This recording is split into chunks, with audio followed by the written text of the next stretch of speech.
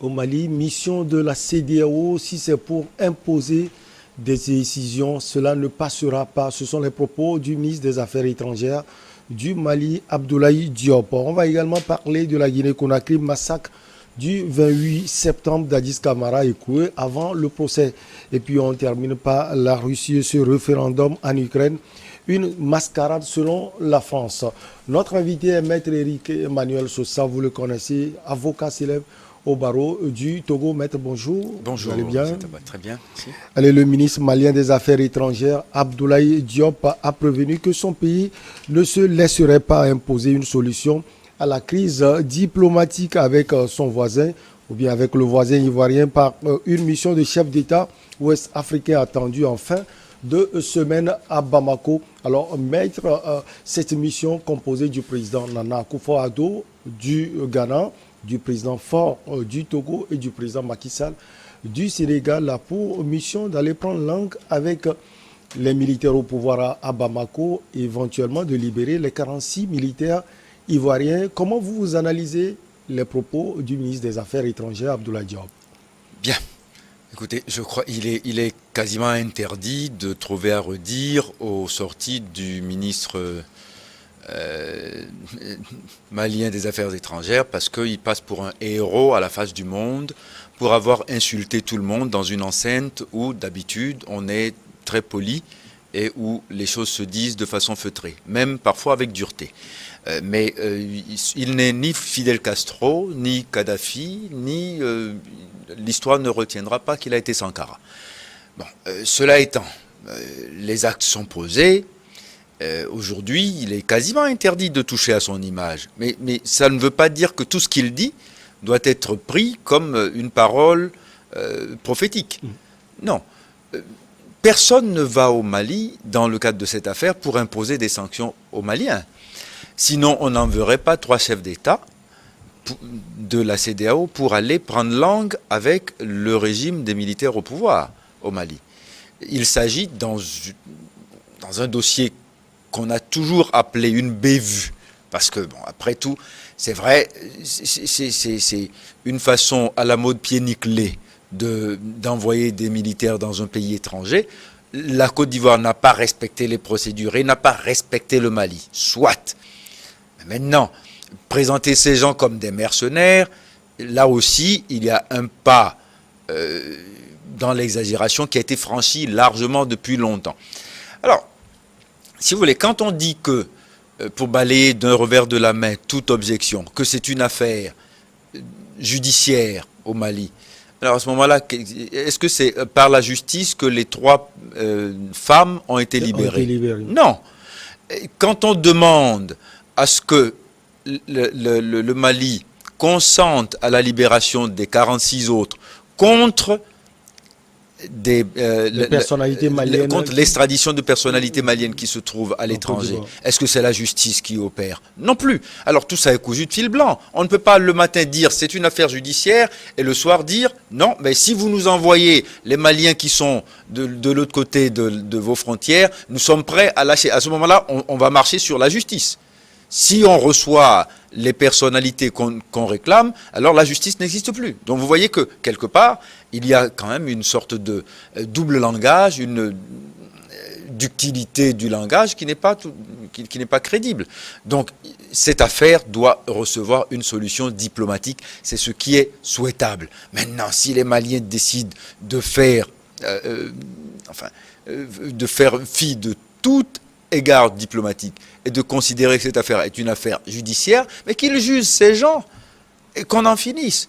Mais on ne peut pas tout le temps faire du chantage diplomatique en attisant en même temps la branche judiciaire pour dire que c'est une affaire de justice. Non, à un moment donné, il faut assumer ses positions.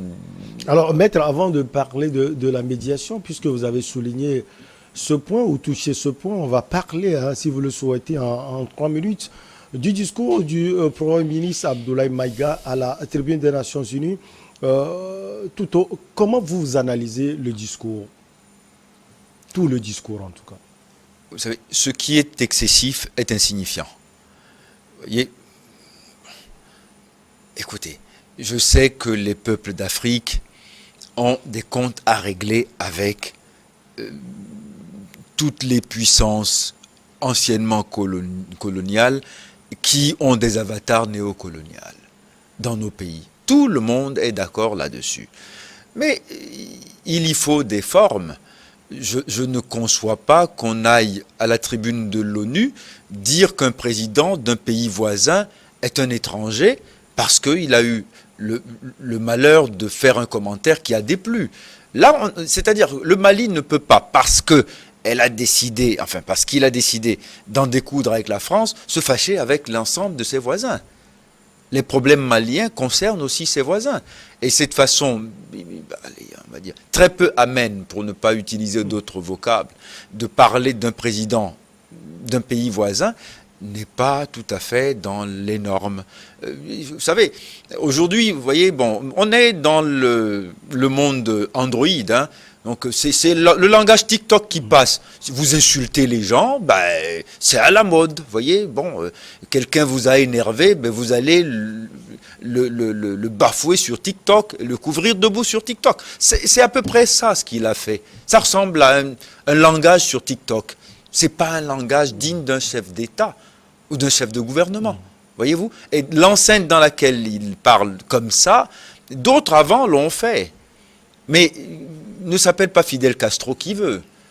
D'autres avant l'ont fait, dans des langages choisis. Thomas Sankara, par exemple. Thomas Sankara l'a fait, mais Thomas Sankara n'est pas allé insulter des voisins, n'est pas allé nommément désigner des voisins pour leur faire la leçon. Enfin, j'en sais rien. Mais non, c'est-à-dire que, en fait, bon, d'accord, allez, sous le boubou blanc, il y a toujours le treillis et les galons rutilants, et en fait, il a décoché à coups de Kalachnikov, pan, sur tout ce qui bouge, alors qu'il était venu draper de toute la dignité d'un chef de gouvernement.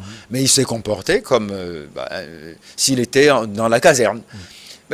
Écoutez, ce qu'on leur demande, c'est pas d'occuper les salons de Bamako, de Koulouba ou comment? Ils disent qu'ils ont fait des progrès sur le terrain, Maître Éric Emmanuel Sosa. Ce sont eux qui le disent, oui. Leur arrivée. Ce sont eux qui le disent. Heureusement qu'ils en font un peu.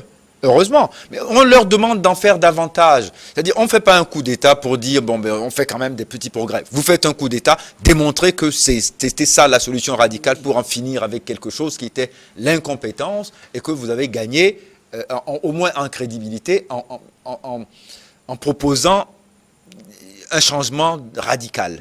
Alors, mais pas le coup d'État des petits pas, quoi. Voilà. Peut-être la manière n'est pas bonne, mais le fond, est-ce que le Premier ministre a dit des vérités selon vous? Mais bien entendu, oui. Mais il a dit des vérités incontestables. Mais il ne s'agit pas d'aller humilier le Mali non plus, nulle part. Mais ce n'est pas admissible. La façon dont la Côte d'Ivoire s'est comportée dans l'affaire des 49 militaires est totalement indigne, inacceptable. Aucun pays du monde ne l'aurait accepté et on n'irait pas demander au Mali de l'accepter. Mais pour autant, ça ne donne pas le droit au ministre des Affaires étrangères ou au ministre, au Premier ministre d'aller invectiver et injurier littéralement ses voisins. C'est tout ce que je dis, moi. Là, il a mis complètement sur un terrain de football ce jeu que vous aimez tant, le président Ouattara. Oh ben oui, bon, enfin, c'est marrant de s'auto-dribbler. Ben, oui, et il fait bien de dire que c'est vrai que c'est le chameau qui se moque de la bosse du dromadaire. On est d'accord, Ouattara n'a aucune leçon à donner à qui que ce soit quand il s'est payé un troisième mandat totalement illégitime et contre tous les principes que la CEDEAO elle-même est en train de défendre.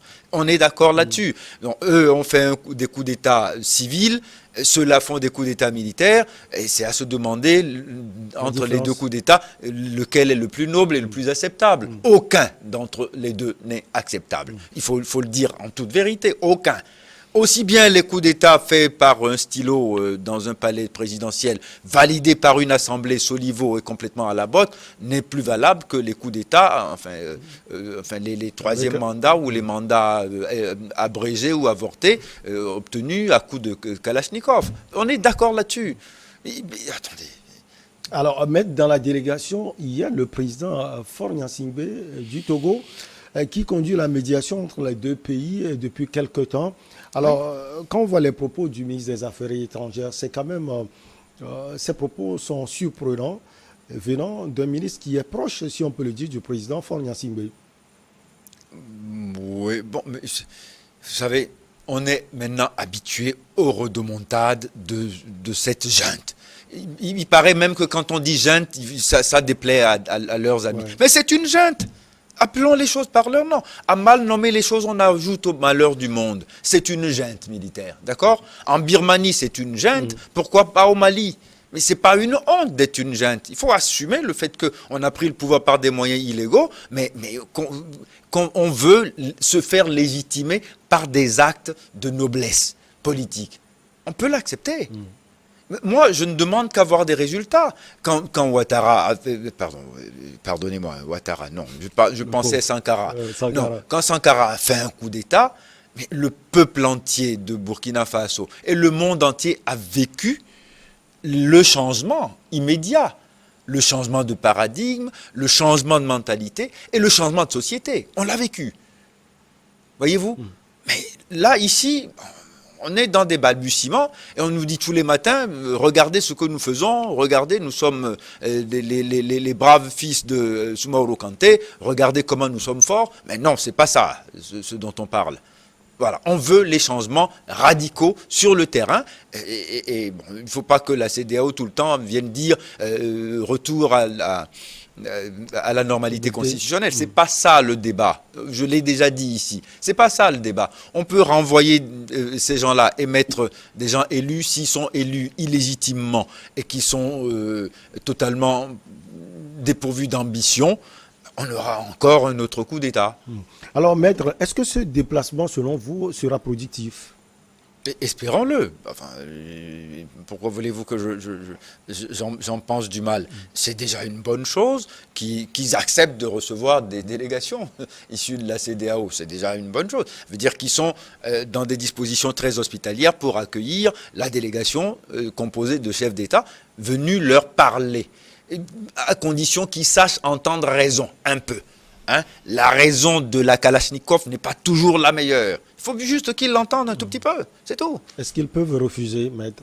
Ils ont le droit, ils ont tous les droits. Attendez, le Mali est à eux. Ils ont tous les droits sur le Mali et le peuple malien. Ce sont eux qui décident, au nom du peuple malien. Aujourd'hui, ils parlent au nom du peuple malien, qui parfois n'est pas toujours d'accord, mais qui n'est pas obligé de dire qu'il n'est pas d'accord. Ça dépend de quel côté du peuple vous vous trouvez. Alors, voyez, non, mais attendez, c'est pas des choses très agréables. Alors, maître, on va quitter le Mali pour un pays qui est frère au Mali. Le 28 septembre 2009, on se souvient, le stade de Conakry est plein à craquer. Des milliers d'opposants se sont rassemblés pour dire non à la candidature du chef de la junte, une autre, donc la junte guinéenne, le capitaine Moussa Dadis Camara, qui a pris le pouvoir par les armes. C'était en décembre 2008. On sait ensuite ce qui s'est passé. Mais maître, la question aujourd'hui, pourquoi Moussa Dadis Camara est écroué avant le procès? Ça, c'est en vertu d'une disposition du Code de procédure pénale guinéen, qui est semblable à beaucoup d'autres codes de procédure, où en matière criminelle, les personnes comparaissent détenues. 24 heures avant l'ouverture du procès, il faut se constituer prisonnier. C'est une disposition qui existe dans le code pénal, dans le code de procédure pénale de beaucoup de pays. Et en soi, ça n'a rien d'extraordinaire. Dès l'instant qu'il a accepté de se mettre à la disposition de la justice, on veut s'assurer sa présence tout au long du procès. Maintenant, on peut même à l'ouverture de l'audience, à l'ouverture du procès, demander à ce que cette mesure soit levée pour qu'il recouvre sa liberté. Si, par ailleurs, les garanties de représentation qu'il offre sont crédibles et acceptées par la Cour. Ça se fait tout le temps et je pense que ces avocats sont déjà en train de demander cela et à mon avis, il n'y a pas de raison pour que ça ne soit pas accepté. Il ne fait pas le voyage sans écrou extraditionnel, en venant de lui-même se présenter, se mettre à la disposition de la justice de son pays pour fuir dès l'ouverture des débats. Donc, Alors, on maître, peut lui faire confiance, il peut tout à fait jouir de sa liberté naturelle de citoyen et comparaître tous les jours. Mais, il y a aussi un mais, parce que même s'il a les égards d'ancien chef d'État, même s'il dispose d'un dispositif de sécurité spécifié, il n'est pas moins vrai qu'il encourt un danger permanent. Et le mettre en liberté, c'est peut-être le rendre vulnérable à la furie de quelqu'un qui va vouloir attenter à sa vie. Parce que sa présence à ce procès est si important qu'il vaut mieux peut-être prendre les dispositions nécessaires pour l'entourer lui-même des conditions de sécurité optimum et protéger la vérité judiciaire qu'on attend de ce procès. alors, maître, c'est quand même un acte stoïque à souligner parce que tout au long de ces années, il a dit qu'il était prêt à répondre devant la justice. Il a tenu parole. Je ne dis pas parole de militaire parce que beaucoup de militaires nous ont menti, mais il a tenu parole et on ne peut que saluer cette noblesse d'âme. On peut ne pas aimer quelqu'un, mais reconnaître de temps en temps, quand il fait des choses bien, que c'est digne d'être loué. Oui, vous savez, vous avez beau ne pas aimer votre chien, vous devez admettre qu'il a les dents blanches. Ouais. Alors, le procès s'ouvre ce jour. Qu'est-ce qu'on peut attendre de ce procès, maître? Mais qu'on comprenne comment est-ce que, dans un stade où des gens sont venus exprimer leur colère légitime, sans être armés et sans porter aucune atteinte à l'ordre public, on peut venir les massacrer à bout portant, violer plus d'une centaine de femmes sans que personne ait dit quoi que ce soit et bougé le petit doigt. Il faut comprendre par quel mécanisme cela peut arriver. Parce que, vous savez, ce n'est pas uniquement un drame guinéen, c'est un drame africain. Ouais. On en a vu d'autres comme ça, ou de semblables, dans beaucoup de pays d'Afrique. Ça s'est passé plusieurs fois, vous voyez, où on a pris l'habitude de canarder les populations qui manifestent à main nue. Il faut qu'à un moment donné, on comprenne que ces comportements ne sont plus admissibles, que les peuples d'Afrique ne les accepteront plus. Et si, aujourd'hui, il y a procès qui est fait en Guinée, c'est pas contre des gens. Parce que je ne suis pas sûr que les 11 qui comparaissent sont les seuls responsables. Oui. Parce qu'on ne peut pas être à 11 et violer 109 femmes. C'est pas possible, techniquement. C'est pas possible. D'autres ont fait ça. On peut pas à 11, oui, on peut à une seule personne abattre 150, 200 personnes. Mais comment est-ce que ça a été possible? Qui a envoyé ce bataillon funeste? Qui a donné l'ordre? Qui a laissé faire quand ils sont sortis? Parce que c'est pas le tout de voir une unité de la force armée aller commettre des exactions aussi graves. C'est autre chose, une fois que les exactions ont été commises, de ne rien dire et de ne rien faire. Mais attendez, c'est qui? C'est un escadron? C'est un bataillon? Qui est son chef? Qui vous a envoyé? Qui vous a donné cette mission? On peut demander ça, non? Qui a demandé ça? Quand Dadis Camara était président, qui a demandé ça? C'est ça le problème. C'est ça la responsabilité de Dadis Camara dans cette affaire. Est-ce qu'il a, dès le 29 au matin, demandé au chef d'état-major de lui faire un compte-rendu circonstancié sur ce qui s'est passé et qui sont allés au stade? Est-ce qu'il a demandé ça? C'est peut-être parce qu'il ne l'a pas fait que sa responsabilité pénale est engagée. Alors, sur les faits même, Dadis Camara a dit qu'il ne sait rien de ce qui s'était passé. Mais c'est bien de ça que je parle. Mais ils n'étaient pas au courant peut-être quand ils sont allés. Mais quand les faits se sont produits, que le monde entier a hurlé de colère et de rage, là maintenant il est informé qu'il y a eu quelque chose de grave qui s'est passé en territoire de Guinée. Qu'est-ce qu'il a fait? Je ne le savais pas, c'est une chose. Maintenant que c'est fait, comment est-ce que j'ai donné l'ordre d'investiguer? Qui était le chef d'état-major? Qui est le chef de ce bataillon, cet escadron? De qui est composé l'escadron maléfique? C'est ça, cet escadron de la mort, qui le composait? On peut demander ça. Ouais. Est-ce qu'il l'a fait? Non, c'est en cela qu'il endosse une responsabilité et historique et politique. Alors, maître, est-ce qu'il peut être condamné? Et bien entendu. Oui, si sa responsabilité est établie. Parce qu'il dit ne pas savoir.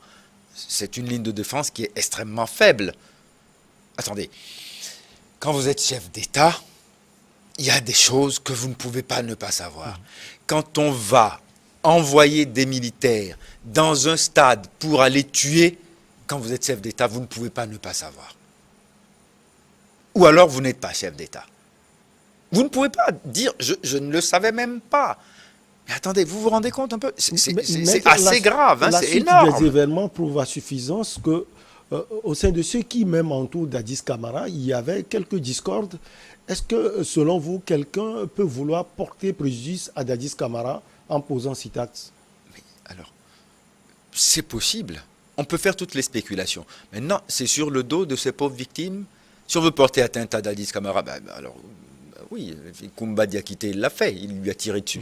Bon, au moins, c'est direct. C'est lui, à lui qu'il en veut.